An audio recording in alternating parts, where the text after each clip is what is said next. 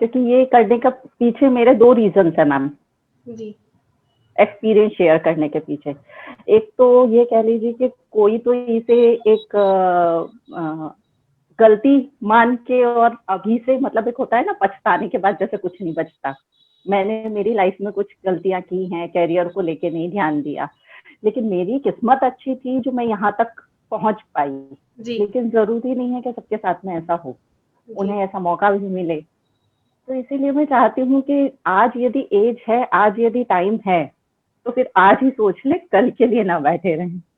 बिल्कुल जी। जो मतलब आपने थोड़ा-सा लेट स्टार्ट किया, वो दूसरों के साथ ऐसा ना हो, वो समझ जाएँ पहले से, है ना?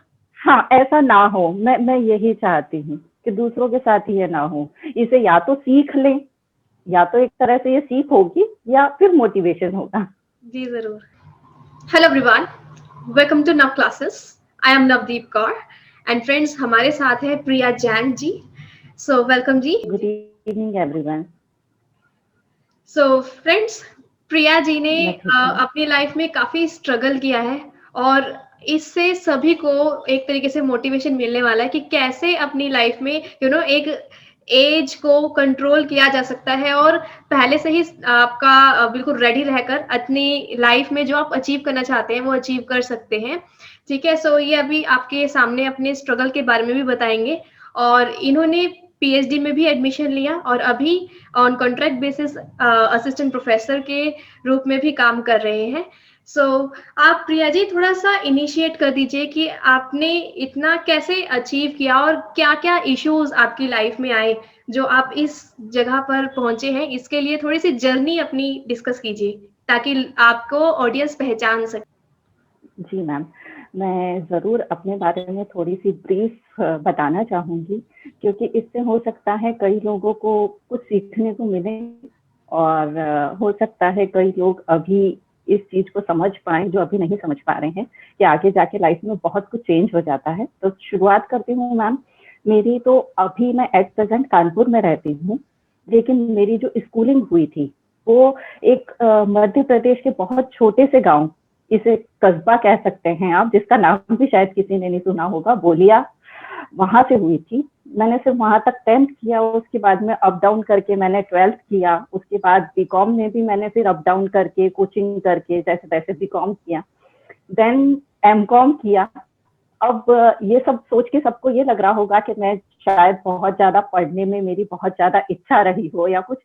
मैं ये नहीं कह सकती हूँ कि मैं बहुत ज़्यादा पढ़ाकू थी, लेकिन फिर भी मेरी इच्छा थी कि मैं कुछ करूँ।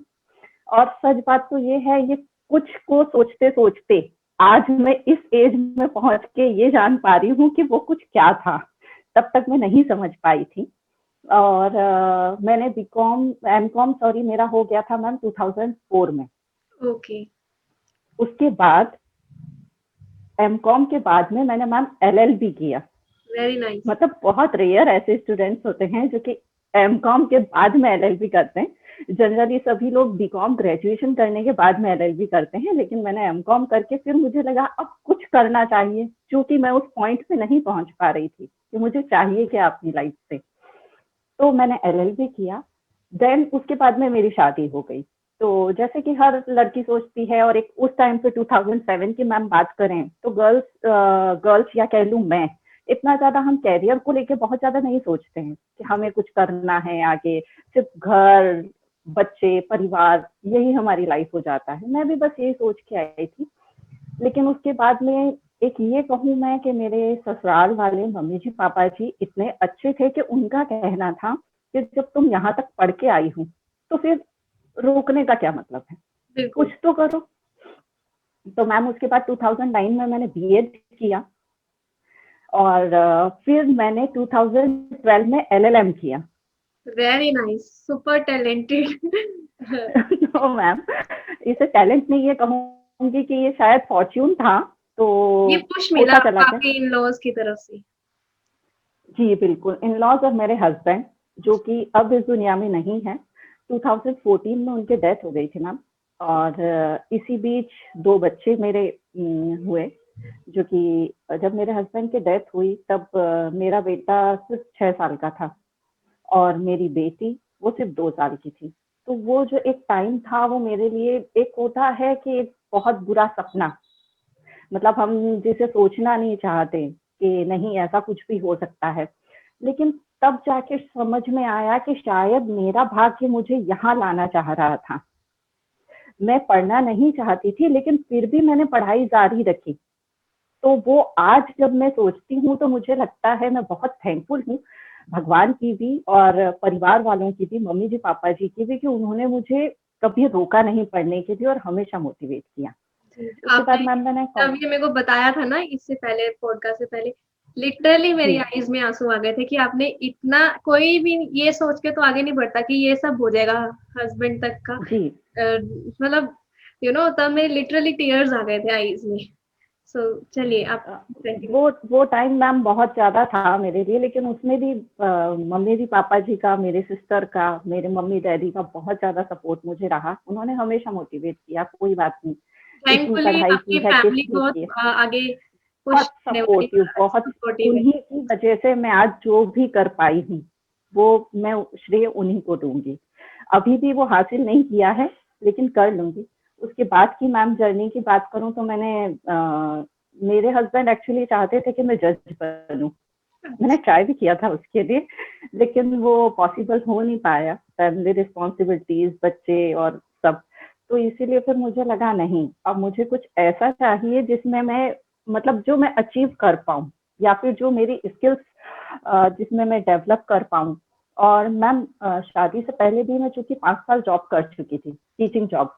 तो ओके, मुझे कहीं ना कहीं ये अंदाजा था कि मैं कर अच्छी सकती टीचर साबित हो सकती हूँ। जी। तो इसीलिए फिर लगा 2017 तक आते आते मुझे लगा नहीं, ये मेरे लिए नहीं है पीसीएस डे, मुझे टीचिंग ही करनी है। क्योंकि एलएलएम कर चुकी थी मैम, इसीलिए फिर 2017 में मुझे अपॉर्चुनिटी मिली। यहाँ पे एक कॉलेज है, उसमें प्राइवेट कॉलेज है, वहां पर मैंने ज्वाइन किया ओके, कॉन्ट्रैक्ट बेसिस पे। और उसी बीच में मैम ग्वालियर जिवाजी यूनिवर्सिटी में पीएचडी एंट्रेंस निकला था, ओके। वो मैंने दिया। और वही गॉड ब्लेसिंग्स, मुझे वो मैंने क्लियर किया। उसके बाद भी थोड़ा सा टेंशन था कि मैं कानपुर में रह रही हूँ, पीएचडी ग्वालियर से, और वहां पर भी गाइड मिलने में प्रॉब्लम। जी, लेकिन फिर भी यहाँ पे फिर से मैं भगवान का एक कहूंगी, मेरे ऊपर रहा आशीर्वाद कि वहां पर भी गाइड जो मुझे मिले वो बहुत अच्छे मिले। उन्होंने भी मुझे हर जगह पे, हर स्टेप बाय स्टेप बहुत ज्यादा सपोर्ट किया। और इसी सब के चलते मैं कॉलेज वालों का भी थैंक यू कहूंगी कि मैं कोर्स वर्क के लिए मैम वहां पर गई थी ओके। ग्वालियर। तब कॉलेज वालों ने भी सपोर्ट किया, फैमिली वालों ने भी सपोर्ट किया, उनके कारण मैं कोर्स वर्क अच्छे से कर पाई। बहुत और आरडीसी मैम मेरी हो चुकी है। ओके। जी, बहुत बढ़िया। अच्छा, जी आप मैम। जब पीएचडी में आपने एडमिशन लिया, इससे पहले आप एंट्रेंस से गए हो, फिर आपका इंटरव्यू भी ज़रूर जी हुआ होगा? अच्छा, एंट्रेंस जी में किस मैम। टाइप के क्वेश्चन आए थे? मैम नेट में जिस तरह से पूछा जाता है, हाँ जी, बिल्कुल नेट का ही उसी टाइप से था मैम। जी, ऑब्जेक्टिव क्वेश्चन्स थे मेनली। बिल्कुल ओके, ऑब्जेक्टिव मैम। अच्छा, और आगे 100 क्वेश्चन थे इंटरव्यू मैम। में, हाँ जी, इंटरव्यू में गए थे, 100 क्वेश्चन थे आपने बताया, गुड। सो इंटरव्यू में गए जी थे जी तो मैम। आपने सिनॉप्सिस बना के लेके गए थे, है ना? सिनॉप्सिस बनाने जी मैम। पड़े थे? जी अच्छा, तो आपने जी अपना सिनॉप्सिस टॉपिक बनाई थी। क्या रखा? कमाल का टॉपिक। आप सब फर्स्ट टाइम समझेंगे कितना इम्पोर्टेंट टॉपिक इन्होंने दिया है। जी, मैंने ma'am third gender topic choose किया था। एक्चुअली मुझे लगता था कुछ, मैंने आपको शुरू से कहा कि मुझे कुछ अलग सबसे करने अलग का हट के करना है, मे, और क्या मेरे टॉपिक दिल इन्होंने में था। चूज़ किया? जी, थर्ड जेंडर। तो इसी को ही देख के मैंने थर्ड जेंडर टॉपिक अपने लिए चूज किया था। मुझे कहा भी कहीं ने कि ये क्या, लेकिन मुझे लगा नहीं, कुछ ऐसा करना है जो लोग, मतलब वुमेन्स के लिए करना। बहुत सारी मैम पीएचडी हो चुकी हैं अभी तक ऑलरेडी। तो ज़्यादातर वुमेन्स के उन, लिए किया जाता है। हाँ जी, कि कैसे बढ़ेंगे। बिल्कुल, तो ये टॉपिक मैम ऐसा था कि उसमें कुछ करने को था। जी, मुझे लगा कि ये एक्चुअली हम खुद ही में, यदि सोसाइटी की बात करूं तो सोसाइटी में हम सब लोग खुद ही उनको ठीक तरह से नहीं देखते। जी। हम चाहे कितने ही उत्थान की, उनका जो एक केस आया था 2014 में, गवर्नमेंट ने उनके लिए बहुत सारे काम किए हैं थर्ड जेंडर्स के लिए, लेकिन मैम उनको पता ही नहीं है कि उनके राइट्स क्या है। जी। और उन्होंने अपनी इमेज एक इस तरह से बना ली है कि हम लोग भी उनको जो देखते हैं वो हमारी दृष्टि उनको देख के बहुत हेट हो जाती है। मतलब हम उन्हें ठीक तरह से हमारे पास में यदि हम सोचें कि हम उन्हें बैठा लें, हम नहीं चाहते। जी। हाँ, हम शादी में उन्हें बुलाते हैं ताकि वो हमें आशीर्वाद दे दे, लेकिन जहाँ बैठने की बराबरी की बात आ जाए, मैम हम उन्हें बराबरी नहीं देते। तो मेरा यही था कि मैं कुछ करूं उनके लिए ताकि उनको अपने अधिकारों के बारे में पता हो, और मैं कम से कम, मैं बहुत ज्यादा की तो बात नहीं करती, लेकिन मेरे टच में यदि मैं 50 लोगों को भी इसलिए कन्विंस कर पाई या समझा पाई, तो मैं मानूंगी कि मैम मैं सफल हो गई। जी, आप इस चैनल के माध्यम से भी हो सकता है काफ़ी सारे लर्नर्स तक थाउज़ेंड्स एंड हो सकता है मे बी अगर आप चाहा भगवान ने तो लैक्स तक पहुँच जी सकते मैम। हैं, ज़रूर। और जी अपने मैम। लेवल पे आपके पास इतने गट्स है कि आपकी जब पीएचडी की थीसिस पब्लिश होंगे, तो डेफ़िनेटली जी काफ़ी मैम। आगे तक जाएगा वो, क्योंकि ये डिफरेंट टॉपिक है और लोगों के फील्ड में। बिल्कुल, जी। जी मैम। जी। अच्छा, सो जब आपसे क्वेश्चनिंग की गई वहाँ पे कि जी मैम। आप बताओ आपने ये टॉपिक लिया ही क्यों एकदम से? ये बिल्कुल ही डिफरेंट टॉपिक है। तो वो कैसे कन्विंस हुए आपको पीएचडी के लिए लेने के लिए? एक्चुअली मैम ये टॉपिक ही इतना अच्छा था कि जी। फर्स्ट ऑफ ऑल उनको खुद को बहुत ज्यादा लगा नहीं कि हम इसमें क्या रिजेक्ट करें। बस उनका पूछना ये था कि आप इसमें क्या करना चाहती हैं, क्योंकि जी। सबसे पहला सवाल ही यही है। तो मेरा था कि जो केस आया था 2014 में, उस जी। केस में जैसे कि मैंने अभी पहले भी मैम आपको बताया कि उस केस में गवर्नमेंट ने तो बहुत सारी सुविधाएं दे दी हैं, लेकिन जो सुविधाएं दी गई हैं एक्चुअली क्या वो पहुंच पाई हैं उन लोगों तक? मेन मेरा यही है देखना कि ये चीजें जो गवर्नमेंट की तरफ से उनको दिया गया है, जो जो राइट्स दिए गए हैं, वो उन लोगों तक पहुंच पाए हैं या नहीं पहुंच पाए हैं। जी। तो जैसे ही जब ये बताया तो वो मेरी बात से कन्विंस हुए। बाकी उन्होंने मेरी जब सिनॉप्सिस पढ़ी तो उन्हें अच्छा लगा, इवन उन्होंने अप्रिशिएट भी किया ओके, इस वे टॉपिक को लेके। अच्छा। सो बहुत ही अच्छा आपने पॉइंट बताया। अच्छा, आपका कोर्स वर्क हो चुका है, तो थोड़ा आइडिया दीजिए जी कोर्स मैम। वर्क में वो लोग क्या करवाते हैं ऐसा? मतलब क्या-क्या वहाँ पे किया जाता है आगे? कोर्स वर्क में मैम 6 मंथ की मेरी क्लासेस थी। क्लासेस हमें रेगुलर अटेंड करना पड़ता था। जी। मतलब और ये कह लीजिए कि रिसर्च में जो हम नेट के लिए भी पढ़ते हैं रिसर्च, वही रिसर्च का पूरा एक टॉपिक वहाँ पे प्रिपेयर करवाया गया था। उसके बाद में मैम प्लेगरिज्म जैसा कि आजकल चल रहा है थीसिस बिल्कुल। लिखने के लिए, बेसिक प्लेगरिज्म की जानकारी कि हम लिखेंगे तो हमारा लिखने का तरीका क्या होना चाहिए, कि हम हमारी थीसिस जो है वो कहीं प्लेगरिज्म उसके आड़े ना आ जाए, ये सिखाना। कंप्यूटर की नॉलेज, क्योंकि आजकल मैम टाइप करवाने कोई भी जाना नहीं चाहता, हर जी। कोई अपनी थीसिस लैपटॉप पे ही अपने आप लिखना चाहता है। बिल्कुल। उसकी नॉलेज के आप उस पे कैसे, आप पावर पॉइंट यूज करेंगे तो वो कैसे करेंगे, आप उसको कैसे लिखेंगे, वो सब मैंने वहीं से ही सीखा मैम। जी, वेरी नाइस, वेरी नाइस। अच्छा जी। सो आपने काफ़ी कुछ ऑलरेडी डिस्कस कर ही लिया है। बाकी आप टीच भी कर रही हैं, आपको काफ़ी एक्सपीरियंस जी भी है मैम। टीचिंग का भी। थोड़ा-सा उसके बारे जी में मैम। बताइए कि कैसे जर्नी रही टीचिंग की? 2017 मैंने नवंबर में ही ज्वाइन किया था। जब मैं फर्स्ट डे क्लास में गई थी तो मतलब मुझे समझ में नहीं आ रहा था कि मतलब जो लॉ के बच्चे होते हैं मैम, एक्चुअली वो या तो कुछ आपसे छोटे, कुछ बराबर और कुछ आपसे भी बड़े, तो उनको एक साथ में लेके चलना इस तरह से कि वो हमें हमारी बात को बहुत अच्छे से समझ पाए।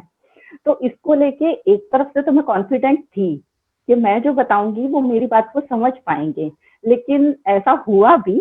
जब मैं क्लास में गई तो ये कह लीजिए स्टूडेंट्स ने मुझे बहुत अच्छे से लिया, उन्हें मेरी बातें समझ में आई, जी, और धीरे धीरे धीरे कॉन्फिडेंस होता है ना मैम जो यहाँ होता है, वो धीरे वो धीरे ऊपर जब आप आया। पढ़ाने लगते हो बिल्कुल बिल्कुल मैम, कि जो आप फर्स्ट डे यदि खुद को देखते हैं और यदि आप आफ्टर 1 मंथ 2 मंथ 6 मंथ देखते हैं तो हमको खुद को चेंज लगने लगता है कि नहीं, हमने इम्प्रूव किया है। तो तब से लेके अब तक मैं मानती हूँ कि मैंने बहुत इम्प्रूव किया है। Very nice. आपकी पर्सनालिटी अपने आप ही धीरे-धीरे डेवलप होने लग जाती है, आपको बातचीत करने का निखार आ जाता है। बहुत सारी चीज़ें पता चलती है जब हम इंटरैक्ट करते हैं रियलिटी में, तब हमें सीखने को मिलती है। वैसे तो बुक्स में काफ़ी कुछ सीखा होता है, उसको अप्लाई जब करते हैं ना तब वो हुनर आता है सामने। बहुत अच्छी बात है आपने समझाई। अच्छा, आपके बच्चे अभी जी मैम। इतने छोटे हैं, उनके साथ भी आप इतना कुछ मैनेज कर पा रहे हैं। गर्ल्स यही कहते हैं मैम हमारे पास टाइम नहीं है पीएचडी करने का, और जॉब भी करेंगे, कैसे-कैसे मैनेज करेंगे? आप एक एग्ज़ाम्पल है, इतना सब आपके साथ होने के बाद भी आपने हिम्मत नहीं हारी, और कैसे आपने मैनेज किया? आपके बच्चे कितने इयर्स के हैं? आप थोड़ा-सा बताइए, शैतान भी बहुत होंगे। जी मैम, मेरा बेटा अभी 12 साल का है मैम, और मेरी बेटी 8 साल की। लेकिन ये कहते हैं कि शैतान मैं नहीं कहूँगी, मैं ये कहूँगी कि मेरे बच्चे बहुत समझदार हैं। चलो वो बहुत एक्चुअली हर जगह मेरा सपोर्ट करते हैं। मीन्स मम्मा यदि पढ़ रही है तो डिस्टर्ब नहीं करना है, मम्मा सो रही है तो डिस्टर्ब नहीं करना है, या कुछ भी एक छोटी-छोटी हेल्प में उनके कारण, उनके और मम्मी जी पापा जी, जब मैं यहाँ नहीं होती हूँ, चूंकि मुझे मैम ग्वालियर से मेरी पीएचडी चल रही है, तो मुझे वहां पर भी जाना होता है बीच बीच में, थीसिस के लिए, सर को दिखाने के लिए, बैठ के डिस्कस करने के लिए। तो तब मम्मी जी पापा जी का ही सपोर्ट होता है कि वो बच्चों को देखते हैं, और बच्चे भी इतने समझदार हैं कि वो हैंडल कर लेते हैं कि नहीं, मम्मा बिजी है, और मम्मा को करने देते हैं जो मम्मा काम कर रही है वो। जी, वेरी इंस्पिरेशनल स्टोरी आपकी। अच्छा, एक और चीज़ कि आपको कोर्स वर्क के लिए क्या रेगुलरली उधर जाना पड़ता था, और अभी भी कितने-कितने इंटरवल में जाना पड़ता है? जी मैम, कोर्स वर्क के लिए मैं वहाँ पर रही थी 6 मंथ। जी, और अभी 6 मंथ वहाँ पे once in a week? Compulsory था मैम। और अभी भी मैम मैं महीने में ये कह लीजिए अराउंड 10 डेज मैं वहाँ पर जाकर अटेंड करती हूँ सर के साथ में। एक अटेंडेंस वाला मैम थोड़ा इश्यू हो जाता है, तो इसमें मैं कॉलेज वालों का भी कहूँगी, थैंकफुल हूँ कि वो मुझे इतना सपोर्ट करते हैं कि मैं अपना काम आराम से कर पा रही हूँ। जी, वो तो होता है, अगर आप मेंटर से थोड़ी-सी बात कर लें, तो दे कैन अंडरस्टैंड, और वो थोड़ा सपोर्ट करते हैं, वो हर जगह करते हैं। हाँ जी, जी। बिल्कुल जी, वो डेफ़िनिटली सपोर्ट करते हैं। अच्छा, और कुछ आप बताना चाहते हैं? और मैम ये भी बताना चाहूंगी कि अभी तक मैंने नेट क्वालिफाई नहीं किया है, लेकिन मैं आपकी चूंकि क्लासेस देखती रही हूँ इधर में, मैंने बहुत ज्यादा, तो मैम टाइम का मैं ये नहीं कहूंगी, मैं कोई एक्सक्यूज नहीं दूंगी कि मेरे पास में टाइम नहीं होता है। मैं यही कहूंगी कि मैं नहीं देख पाती हूँ, लेकिन जितना भी मैंने सीखा है मैम, मुझे उम्मीद है कि मैं क्वालिफाई कर लूंगी इस बार। और आपकी क्लासेस से मुझे बहुत ज्यादा हेल्प मिली। जी, ज़रूर। आपका लॉ का एग्ज़ाम तो हो गया है ना? सो आई विश जी कि मैम, रिज़ल्ट एक्चुअली अच्छा आ इस जाए। बार मैम मेरे डैडी की डेथ जस्ट 15 डेज पहले ही हुई थी ओके, एग्जाम के। तो मैं, जैसे कि मैंने बताया कि मैं एक कस्बे को बिलोंग करती हूँ, तो मैं वहाँ गई थी, और मैं एग्जाम के एक दिन पहले यहाँ पर आई हूँ कानपुर में, क्योंकि मैंने सेंटर कानपुर डाल दिया था, ओहो! और आके मैंने एग्जाम दिया है। लेकिन फिर भी उम्मीद करती हूँ कि मेरा एग्जाम क्लियर हो जाएगा, और नहीं है तो भी मैम मैं यहाँ पे बिल्कुल डिप्रेस नहीं होंगी, क्योंकि मैं मानती हूँ कि हमें रुकना नहीं है। जी, गट्स होने चाहिए जो आप में है, ये बिल्कुल। सब में होने चाहिए। गर्ल्स कोई कमज़ोर नहीं है, आपके अंदर वो वाली शक्ति है कि आप 10 काम एक साथ कर सकते हो। 10 काम करने की जितनी शक्ति होती है आप में, अगर आप मैनेज मैं करना बिल्कुल चाहो। मानती हूँ, मैं बिल्कुल मानती हूँ मैम ऐसा। बिल्कुल जी। अच्छा, चलिए, और एकेडमिक से रिलेटेड कुछ याद आ?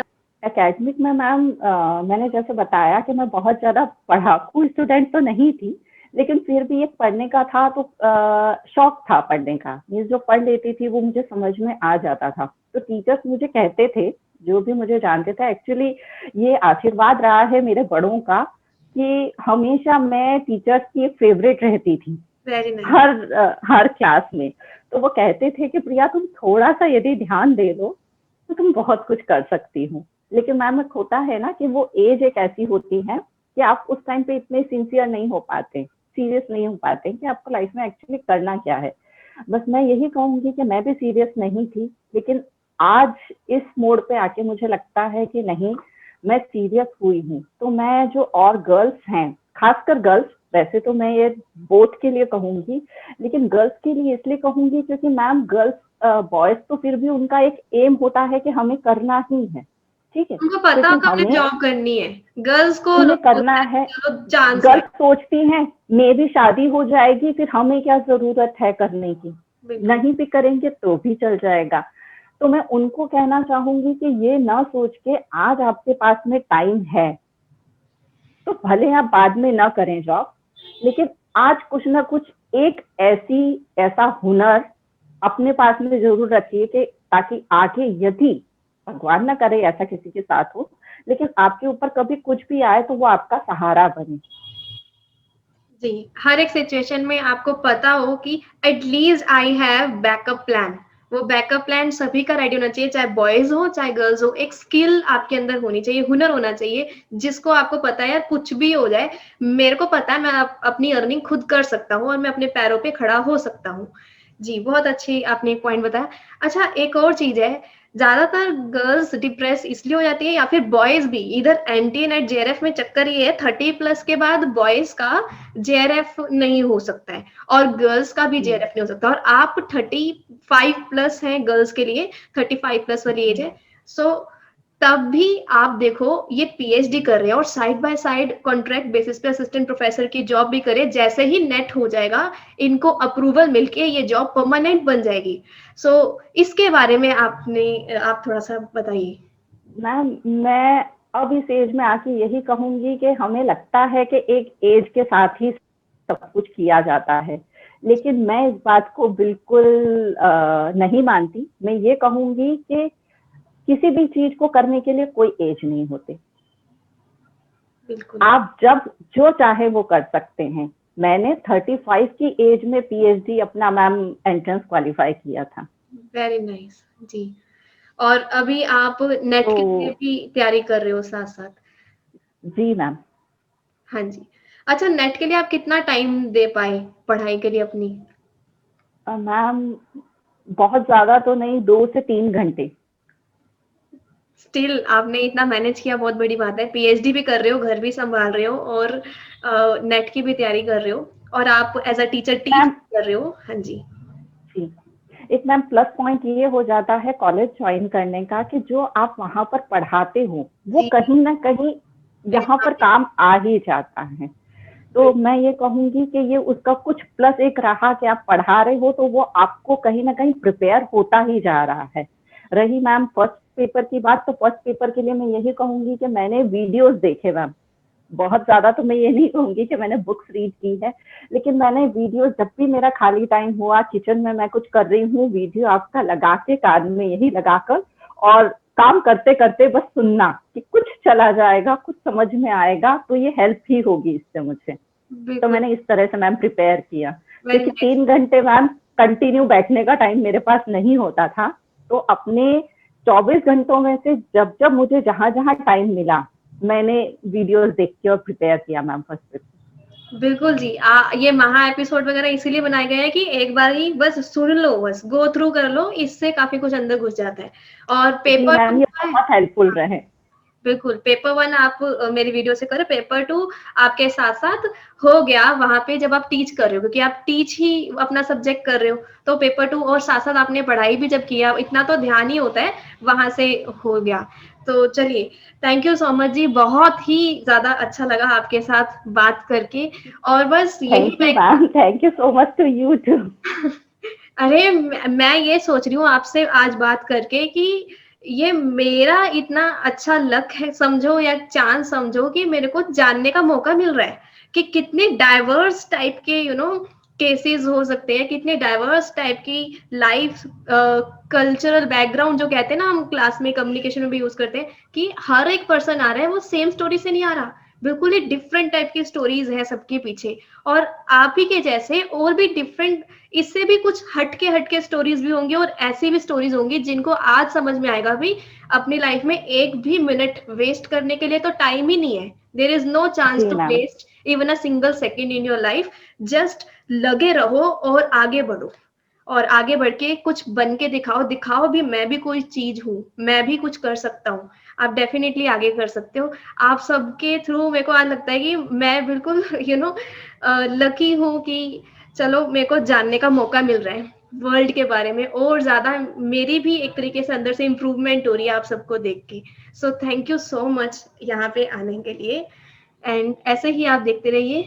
एंड अगर आप भी अपनी स्टोरी शेयर करना चाहते हो तो डिस्क्रिप्शन बॉक्स में लिंक मिल जाएगा, वहां पे आप फॉर्म फिल कर दीजिए, मैं आप तक रीच करने की कोशिश करूंगी। Thank you so much. थोड़ा सा लास्ट में कुछ बोलना चाहते हो तो डेफिनेटली यू कैन। मैं यही कहूंगी कि बस आप पॉजिटिव बने रहिए, चीजें अपने आप होती चली जाएगी। जी, और बड़ों का आशीर्वाद आपके साथ बना रहेगा। सो आप डेफिनेटली आगे जा सकते हो। सबकी रिस्पेक्ट करें और आपको भी आगे मुकाम मिल जाएगा। स्टे ब्लेस्ड जी। Dream, believe, act and achieve. All the best आप सभी को। आप जल्दी से अपनी ड्रीम जो जॉब है या ड्रीम आपकी जो है जल्दी से जल्दी पूरी हो जाए। All the best and have a nice day. Thank you so much. Thank you ma'am.